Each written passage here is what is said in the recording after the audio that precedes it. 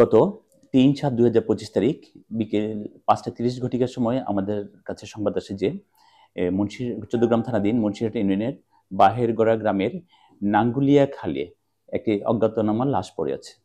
সংবাদ পেয়ে আমাদের একটি টিম সেখানে যায়। তারপর প্রথম ওই লাশটির পরিচয় শনাক্ত করা সম্ভব হয় নাই প্রাথমিকভাবে। তারপর আমরা ওখান থেকে লাশের ময়নাতদন্ত করে এই থানায় নিয়ে আসি।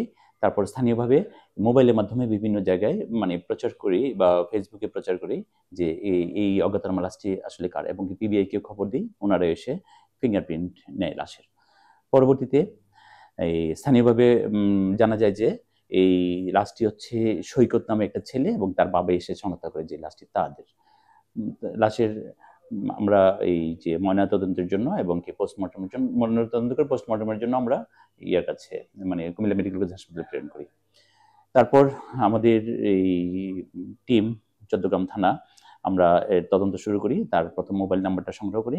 মোবাইলের মাধ্যমে এবং কি তথ্য প্রযুক্তির মাধ্যমে আমরা বেশ কয়েকজনকে এটাকে প্রাথমিকভাবে সন্দেহ করি এবং কি তাদেরকে জিজ্ঞাসাবাদ করি। তারপর একটা পর্যায়ে আমরা নিশ্চিত হই এই হত্যাকাণ্ডের মূল কে ঘটিয়েছে হত্যাকাণ্ডটি।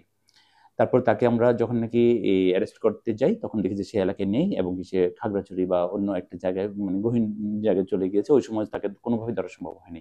আমাদের সিনিয়র এএসপি স্যার এবং কি ঊর্ধ্বতন কর্তৃপক্ষ, এডিশনাল এসপি এবং এসপি স্যারের দিক নির্দেশনায় আমরা এই তদন্তকারী কর্মকর্তা সহ আমরা সকলেই তাকে গ্রেফতারের জন্য সর্বাত্মক চেষ্টা করি। একটা পর্যায়ে আমাদের সোর্সের মাধ্যমে তাকে গ্রেফতার করতে সক্ষম হই। গ্রেফতার করে থানায় নিয়ে আসার পর প্রাথমিকভাবে জিজ্ঞাসাবাদ করি এবং সে এই ঘটনাটি ঘটিয়েছে স্বীকার করে।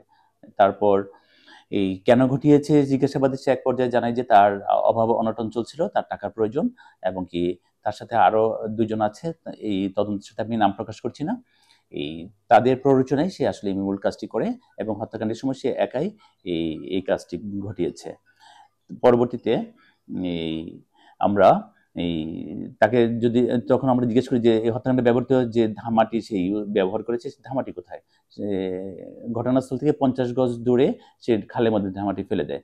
আমরা সকালবেলা লোকজন নিয়ে সেখানে অবস্থান করি এবং তার দেখানো মতে খাল থেকে তার ধামাটি উদ্ধার করি, যেটা দিয়ে সে হত্যাকাণ্ড ঘটিয়েছে।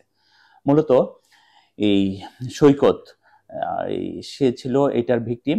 রাত্রিবেলা তাকে এক জায়গায় যাবে বলে, তারা পূর্ব পরিচিত, এক জায়গায় যাবে বলে তারকে ভাড়া করে মুন্সিরহাট যায়। তারপরে দিয়ে সেই ব্রিজ নাঙ্গুলিয়া খালের উপর লক্ষ্মীপুর ব্রিজে গিয়ে অবস্থান করে, এবং কি সে আসামি রিফাত সৈকতকে বুঝাতে সক্ষম হয় যে রাত্রেবেলা ওরা এখানে অবস্থান করবে এবং কি রাত্রেবেলা যদি কোনো মাদক বা কোনো কিছু যায় তারা ওইটাকে আটক করবে। কিন্তু রিফাতের টাকার প্রয়োজন ছিল, তার উদ্দেশ্য ছিল যে সে কোনোভাবে সৈকতকে হত্যা করে তার এই অটোটা নিয়ে যেয়ে বিক্রি করে সে তার টাকার অভাব মেটাবে। যখন রাত অনেক গভীর হয় তখন তার রিফাতের সাথে আরো সঙ্গে দুজন থাকার কথা ছিল, কিন্তু তারা কৌশলে এড়িয়ে যায়। তারপরে সকাল হওয়ার ঠিক পূর্ব মুহূর্তে রিফাত আর কোনো উপায়ন্তর না দেখে তার টাকার অভাব পূরণ করার জন্য সৈকতকে হত্যা করে এবং কি তার এই অটোটি ছিনিয়ে নেয়।